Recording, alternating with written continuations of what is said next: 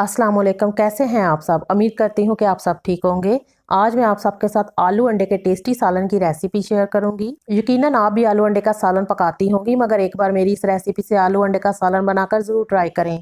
जो सब्जी खाना पसंद नहीं करते वो भी हाथों को रोक नहीं पाएंगे, इतना मज़ेदार ये आलू अंडे का सालन पकता है। सबसे पहले मैंने यहाँ पर कढ़ाई को चूल्हे पर रखा है और फ्लेम को ऑन कर दिया है। अब कढ़ाई में 3 खाने के चम्मच ऑयल डालें। ये 2 बड़े साइज के प्याज हैं, 1 टमाटर, 2 सब्ज मिर्चें, 3 जवे लहसुन के और 1 इंच का अदरक का टुकड़ा है। इन सबको मैंने इस तरह से मोटे टुकड़ों में काट लिया है। अब इसमें 1 चाय का चम्मच नमक डालकर अच्छी तरह मिक्स करें और इसे तेज आंच पर पकाएं। जब प्याज और टमाटर इस तरह से सॉफ्ट हो जाएं तो आपने चूल्हे को बंद कर देना है और इसे ठंडा होने के बाद ग्राइंडर में डाल के अच्छी तरह से ग्राइंड करके इसका पेस्ट बना लें। आपने इसे ग्राइंड करते वक्त इसमें पानी ऐड नहीं करना और अगर ज़रूरत पड़े तो 2 खाने के चम्मच पानी ऐड कर लें। अब कढ़ाई में हस्ब ज़रूरत ऑयल डालें। मैंने आधा कप ऑयल ऐड किया है। फ्लेम को ऑन कर लिया है। चूल्हे की आंच को दरमियाना रखें। अब इसमें 1 चाय का चम्मच सफ़ेद जीरा डालकर 1 आध मिनट के लिए फ्राई कर लें। जब जीरे की खुशबू आने लगे और जीरे का कलर हल्का सा गोल्डन हो जाए तो इसमें ग्राइंड किए हुए प्याज और टमाटर का पेस्ट डाल दें। एक बार अच्छी तरह मिक्स कर लें। अगर तो आपने प्याज टमाटर को ग्राइंड करते हुए पानी ऐड करके इसको ग्राइंड किया है तो इसे 2 से 3 मिनट के लिए फ्राई कर लें, या फिर इतनी देर फ्राई करें कि इसका पानी जो है ड्राई हो जाए। मैंने इसे ग्राइंड करते हुए पानी बिल्कुल नहीं ऐड किया, इसलिए मैं साथ ही इसमें मसाले डाल दूंगी।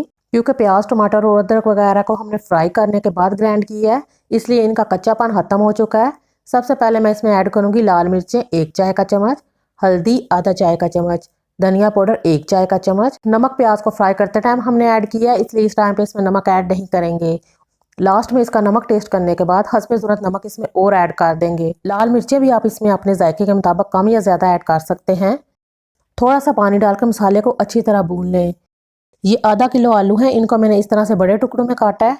आलू गोश्त के शोरबे में या फिर शोरबे वाले सालन में इस तरह के बड़े साइज़ का कटा हुआ आलू ही अच्छा लगता है। मसाले को अच्छी तरह से भूनने के बाद जब मसाला ऐसे ऑयल छोड़ दे तो आपने इसमें आलू डाल देने हैं। आलू डालकर आपने इसे अच्छी तरह भूनना है ताकि आलू के अंदर तक मसालों का टेस्ट चला जाए। नमक ऐड करेंगे 1 चाय का चम्मच।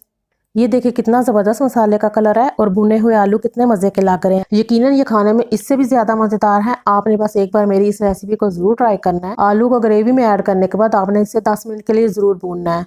भूनने के दौरान ही आधे से ज़्यादा आलू जो है ये गल जाएंगे। आलू भूनते हुए अगर आपको ज़रूरत महसूस हो तो आप साथ साथ पानी का छींटा लगाकर मसाले को अच्छी तरह भूनें।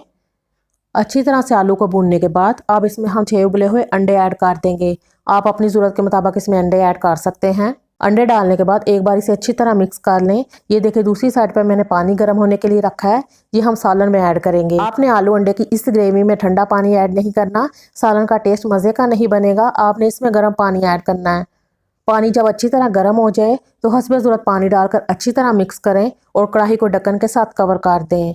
जब आलू अच्छी तरह से गल जाएं और जिस हिसाब से आपने ग्रेवी को रखना वैसी ग्रेवी बन जाए तो चूल्हे को हल्का दम वाला कर दें। अब इसमें 1 चाय का चम्मच गरम मसाला पाउडर डालें। सब्ज़ धनिया हस्बे ज़रूरत। आपने 1 खाने का चम्मच कसूरी मेथी को फ्राई पैन या तवे पर डालकर हल्की आंच पर भून लें। जब इसका कलर लाइट गोल्डन हो जाए तो चूल्हे को बंद कर दें और फिर जब ये ठंडी हो जाए तो इसे अच्छी तरह से मसल कर सालन में ऐड करें। इसका टेस्ट जो है ये बहुत ही मज़े का होगा। अच्छी तरह से मिक्स करें और 3 साबुत सब्ज़ मिर्चें डाल दें। कढ़ाई को ढक्कन के साथ कवर करने के बाद 5 मिनट के लिए दम पे रख दें। 5 मिनट के बाद चूल्हे को बंद कर दें। ये देखिए कितनी ज़बरदस्त ग्रेवी है और आलू अंडे का सालन तो बहुत ही मज़ेदार पका है। आप भी एक बार इस आलू अंडे की रेसिपी को ज़रूर ट्राई करें। तंदूर की रोटी के साथ खाएं या फिर घर की बनी हुई रोटी के साथ। रेसिपी अच्छी लगे तो इसे ज़रूर लाइक कर दें, चैनल को भी सब्सक्राइब कर दें। अल्लाह हाफिज़।